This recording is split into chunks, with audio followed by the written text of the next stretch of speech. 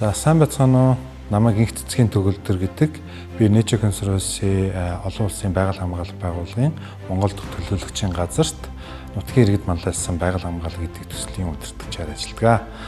За манай байгууллага нь болохоор дэлхийн 81 улсад салбар үйл ажиллагаагаа явуулдаг 75 жилийн түүхтэй байгаль хамгаалах юм олон улсын байгууллага байгаа.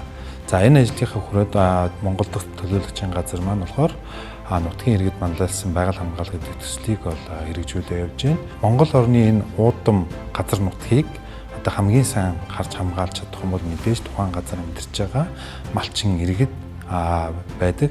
За энэ хүрээндээ Монгол улсын 5 аймаг болох Ховд, Говь Алтай, Дорнод, Хинти, Хөвсгөл гэсэн ийм 5 аймгийн 23 суманд байгалийн нөөцийн хамтын менежментийн нөхөрлөлттэй хамтран 9 сая газар нутгийг бол хамгаалан үйл ажиллагаа явуулж байна. За энэ ажлын хүрээнд болохоор байгалийн нөөцийн хамтын менежментийн нөхөрлөлүүд маань болохоор жил болгон өөрсдөө ийм төлөвлөгөө боловсруулад за энэ төлөвлөгөөнд нь болохоор байгаль хамгаалах буюу бэлчээрээ усан хамгаалах, за мөн малынхаа үржил шимийг нэмэгдүүлэх, нэг малаас авах малынхаа бүтээмжийг нэмэгдүүлэх юм ажлууд бол төлөвлөлтөд тусгагдсан байдаг. За энэ төлөвлөсөн ажлуудаа хийж гүйцэтгээд мөн жилдээ одоо нэг удаа сумынхаа иргэдийн төлөөлөгчдийн хурлаар одоо хэлэлцүүлж одоо ажлаа тайлагнадаг бас юм хариуцлагын тогтолцоотой. Одоо бэлчээр усан хамгаалахаас гадна нэг малаас авах одоо ашиг шимийг нэмэгдүүлэх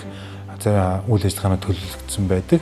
Мах, ноолуур шиг одоо хэдийн үнд хүрдгүүж бусад ийм түүхийн эдүүдээ хэрхэн яаж боловсруулах, яаж одоо ингээд зах зээлд одоо нийлүүлж борлуулах, орлого олжуулах, ахуйн амьдралдаа хэрэглэх талаараас үйл ажиллагаанууд тусгагдсан байдаг. Жишээ нь болохоор арьс шир, арьс ширээ хэрхэн боловсруулах, за ноос, адууны дэлсүүл гэх мэт эдгээр малынхаа түүхэн эдүүдийг боловсруулах, үүнийгээ зарж борлуулан орлого олох юм ажлууд төлөвлөгдсөн байдаг.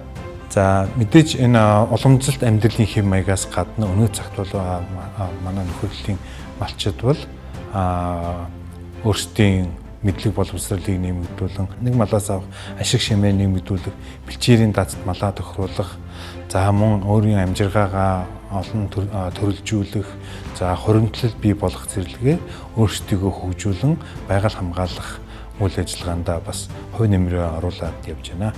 За энэ хүү цувралаар та малын гаралтай түүхийд бүтэж буй үйл явц процессыг харах болно.